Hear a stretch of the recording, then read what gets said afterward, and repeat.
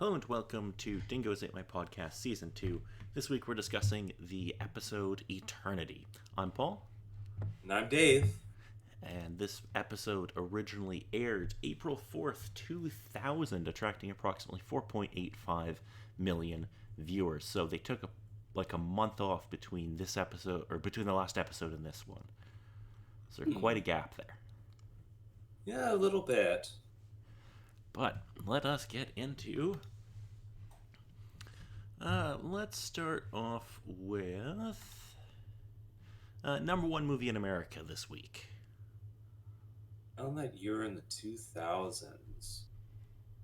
I would be a little surprised if you're familiar with this one. It's not a movie I would expect you to know. Kind of hitting around in the popular sort of thing, or just sort of made a flash in the pan and went off after its debut? I don't feel like it's terribly like a well-known movie, and I definitely don't think it's a movie you would seek out. It's like Yeah, it's like a war legal movie, so that's why I'm like, I don't think that's your kind of thing. Yeah, I've got nothing. Yeah, and it didn't get terribly good reviews either. Hmm. So it's a movie called Rules of Engagement. Hmm. It had Tommy Lee Jones and Samuel L. Jackson, and apparently it wasn't very good. Yeah. Again, with the cast, it's almost making me think whether or not it was Oscar bait or anything like that, but nah. I think it might have been trying to be, but it turned out really bad. Hmm. Like 37% on Rotten Tomatoes or something. Ooh. Yeah. Number one song in America this week. And around in the 2000s in the spring. I'll give you a hint. It's an artist we've had featured before in this segment. From recently or from a couple of years back? No, from relatively recently. Okay. The only one thing that's coming to my mind is Mariah Carey, but I think I'm getting that confused with something else. No, we did have Mariah Carey pop up briefly, but it is not Mariah Carey. It is a song called Maria Maria by Santana featuring the Product G and B. I don't know what that is. It's an R&B duo. Not familiar with them. Then you figured with that one. Yeah, I'm guessing it wasn't that much of an earworm. I can't really recall that song. The name is familiar, though. Yeah, I don't remember it at all, but that means nothing because with me and music, I don't remember anything. Well, unless it's one of those ridiculously annoying earworms that burrows its way into your skull. Even then, it's like 50-50. Anyway. Well then, good sir, you have a tremendous resistance, and I am very jealous. Yeah, I'm not really a music person, so that's probably why. Anyway, moving on to video games. Alrighty, so a fair few notable releases. So on March 4th, we had a game called Kessin, which Kessin. It was like it was on the PS2. It was like a real-time kind of strategy game that took place in like medieval Japan or feudal Japan. Not surprised, but I'm just drawing a complete blank. It got a few sequels, but it was never like a huge hit as far as I can tell. Okay, March 21st, we do get a game that was a big hit, Wario Land 3. Ooh. I don't know how familiar you are with the Wario Land games. Not specifically 3, it was more so around 4 that I actually discovered the series, but I know of it. Okay. March 23rd, we got Thief 2, The Metal Age. Okay. I'm not sure if you're familiar with the Thief games either. You're not really like a stealth kind of guy, I don't think. I think the very most... No, I might also be confusing it with something else. I know of it. I vaguely remember seeing it always on the store walls when I was looking for games, but yeah, you're right, it wasn't anything that I specifically sought out. Well, The next day, March 24th, we got a game that you probably are more familiar with. It's this little game called Kirby 64: The Crystal Shards. Ah, yes. The game I have played a multitude of, but do not have the actual physical copy of. Yeah, I don't own it either. Here's a fun story with Kirby. If I'm remembering this correctly, I think the first time I played it, I know. Okay, I know for sure the first time I played Legend of Zelda: Ocarina of Time, this was true. I'm pretty sure Kirby 64 was the same thing. Hmm. When I was growing up in Kamloops, one of our local McDonald's had like 3 or 4 N64s you could play while you're waiting for your food. So I know of the basic sort of model. Yeah, so they had like Legend of Zelda and a bunch of other games, and I'm pretty sure that's the first place I played Kirby 64, and potentially the only place. Yeah. Anyway, moving on, March 27th was a first-person shooter called Soldier of Fortune, which I feel like it's probably not something you're familiar with, and from what I can No. tell, it wasn't a huge hit. Yeah. Alrighty. Another game that I don't know if you'll be terribly familiar with on March 30th. Excuse me. March 30th was Final Fight Revenge. Ooh. Uh, Not specifically familiar with, but I do know of the Final Fight series. Okay. March 31st, we got a couple of games. We got a game called Tech Romancer, which looks like a mech kind of game. Uh, We got on the same day we got a game called MDK2, which is a third-person shooter like action kind of game, developed by BioWare. ah. Also on the same day we got a game called Star Lancer, which is like you ever play like the Tie Fighter versus X-wing games, those kind of things. Oh, yes, with those Looks ones. like kind of that. Hmm. And finally, on the day this episode aired, oh my god, Dave, No. we got a massive game. Well, I wouldn't be too surprised, but it's the question of which massive game. Star Wars Episode 1 Racer. Ooh, on the N64, if I remember correctly. Yes, I believe it also came to the... Let me check, because this might have been the Dreamcast port. Hmm. Because I'm pretty sure it did make it to the Dreamcast at one point. Yeah, this is the Dreamcast port. The N64 version came out in 99. Ah, I see. But, oh, it's such a good game. Yes, indeed. Such a good game. Alrighty. Well, let us move into the episode. Alrighty. Yes, this episode. So, we start off with Wesley and Angel discussing their escape plan, where all the doors and everything are covered. They have no escape, and we find out that they're attending... the write-up here says a rehearsal, but I think it's supposed to be like the opening night for a play that Cordelia's in, and it's not Yeah, good. pretty much that. But yeah, wonderful misdirect. Like, we have any options? All the exits are blocked. There's no way we can make it out. Then we're doomed. And then just watching a play. Yes. So afterwards, the three of them are walking together when Cordelia spots Oliver Simon, a well-known talent manager, who we did actually meet in the pilot episode City of, where he gave Angel his card saying that Angel should be an actor. Wonder if he still has that card. Which also ends up pissing off Cordelia because she's like, wait. I spent a whole evening with this guy trying to get his information and he just handed it to you. It's quite good. We also meet a famous actress named Rebecca Lowell.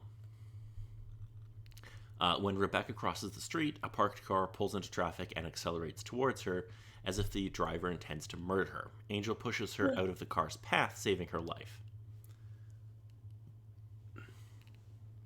Oliver offers Angel a reward, but he refuses to accept it. Cordelia gives Rebecca a business card for Angel Investigations because Cordelia knows what's up and she's gonna get paid. Additionally, that, but also completely starstruck by seeing a Well, star and be yes. like, oh my gosh, I want to connect with whatnot and get a star roll, please. Yes. Because this Rebecca Lowell was on a apparently quite successful television show like a season and a half ago. Because the show Yes, ran yes, for like 9 seasons or something. So, yes, yes. anyway. The next day, the papers report on the rescue, but Angel's not mentioned in the story, much to his dismay.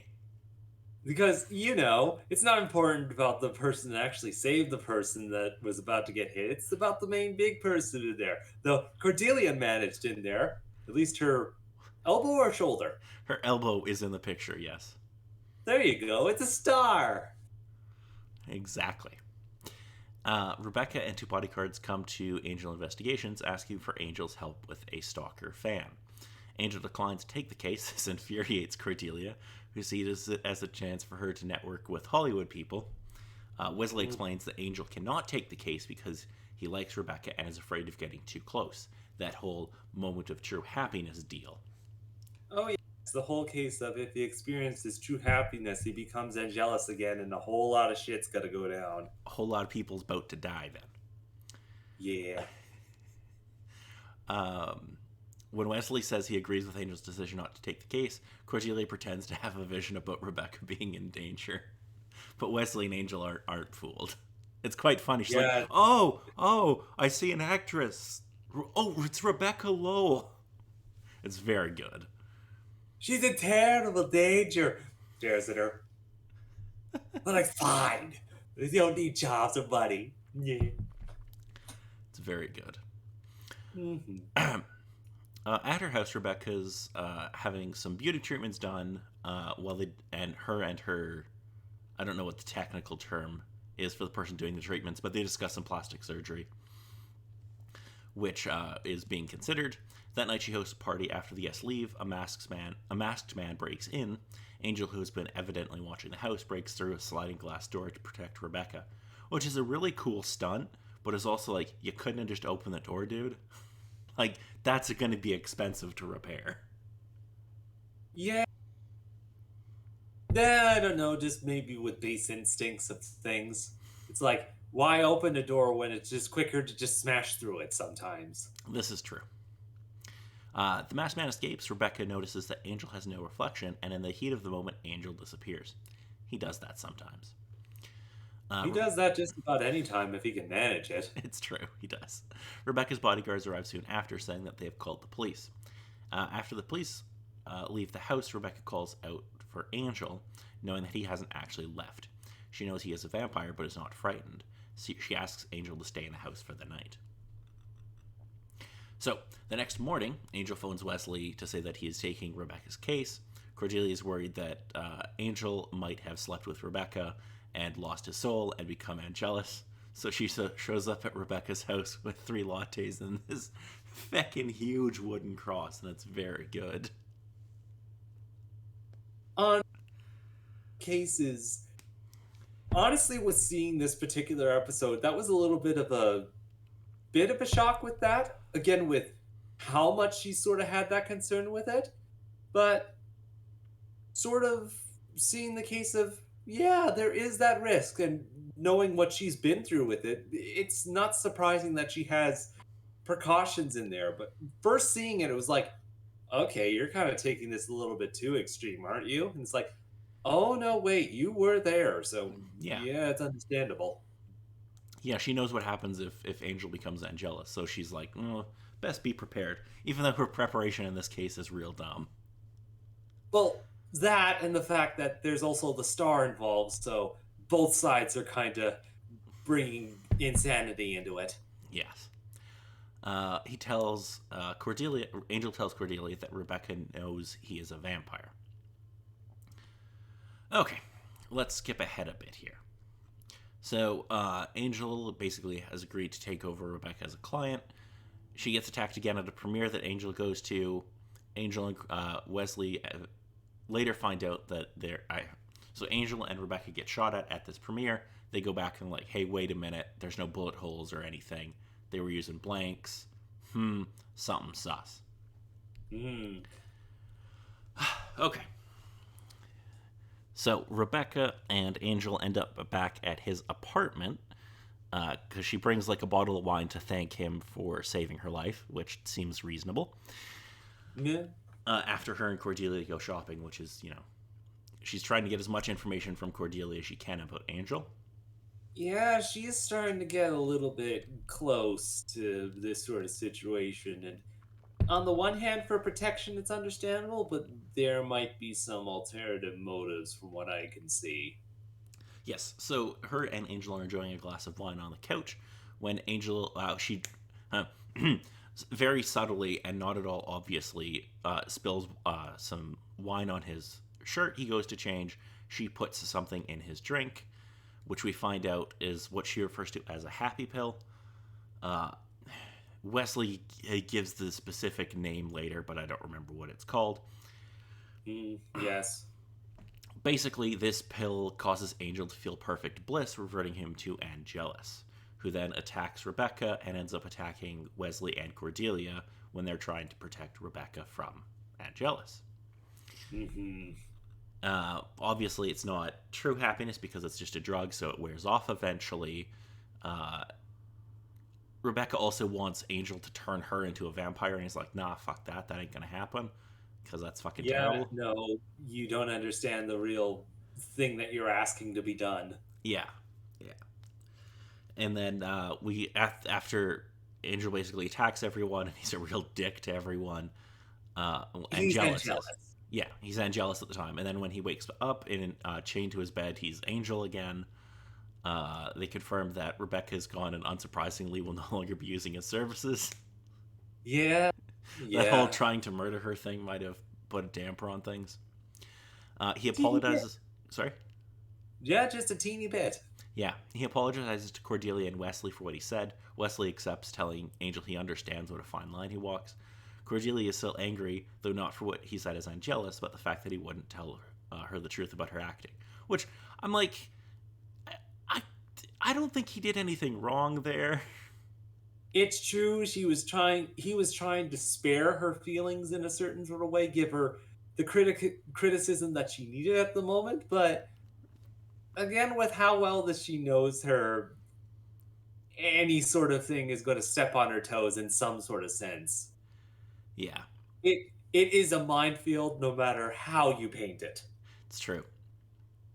However, she eventually agrees to accept to put the incident behind her.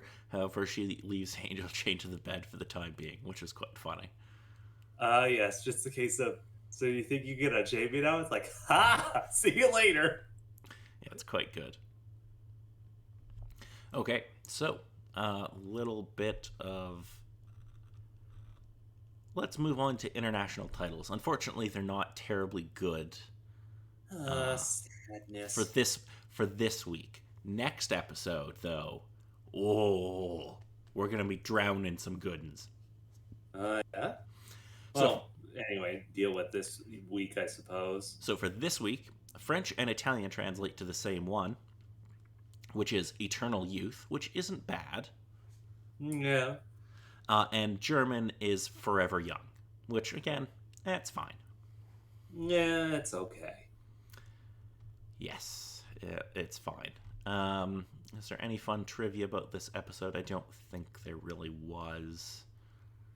Um, okay, so this is the first time we've seen Angelus since Becoming Part 2, which was the end of Season 2 of Buffy. Hmm. He will make some more appearances sooner than later, let's just say. Oh, boy. Anyway, did you have anything else about this episode, Dave? I think with this one, it was definitely interesting going into this sort of case of the concern of actors with their oh we need to stay young and beautiful for certain roles and other sorts of things like that, and throwing the angel cast into it for this particular sort of case. And it was definitely interesting it did seem a little bit like a case of they wanted to use Angelus again, but they needed to find some sort of way to get the story around it so that he could show up again. Mm-hmm. Yeah. So the base of the story wasn't that much, but it was kind of to help build up the return of a particular character that's popular within the series. I think there's two reasons for that. Is one, as a writer, you'd really want to write for Angelus because you can just literally put whatever you want in his mouth and it'll be good. Because like Pretty much. you can And have him say whatever you want to characters and like it's like that would be a lot of fun. no, pretty much that. And again, the case of the episode and what was discussed, just the entire interaction between Angelus and Cordelia, just with him complaining about her acting skill and her actually tricking him with that skill afterwards, but then bringing up the fact of why is it that your evil side is more honest than you are as my friend? Yeah, And just bringing that interesting duality to both sort of cases. And again, the fine line that Angel kind of walks on things. yeah. I also think the other reason they bring Angelus in here is because we haven't seen him since end of season 2 of Buffy, so that's like about a year and a half at this point.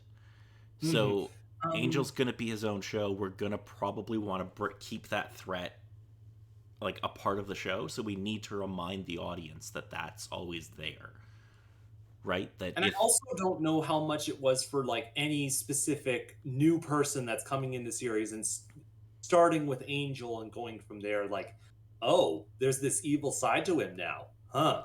yeah, like that's obviously a thing too. Now I'm pretty sure Angel and Buffy basically did the exact same writing because they were on right after each other at this point. But yeah, I Mm, mean, even if there's if there are new people watching, then like, oh, okay, now I get what this Angelus thing is about. We don't want that. That seems bad. yeah, yes. Alrighty. So, next week, Dave, we're going to have a great episode. Do you know why? Uh, I'm guessing the title doesn't give it too much with 5 by 5. It doesn't really seem like too much that kind of gives it away. All I'm going to say, Dave, for next week is have a little faith. Oh no. Oh no. And until next week, I'm Paul. And I'm Dave.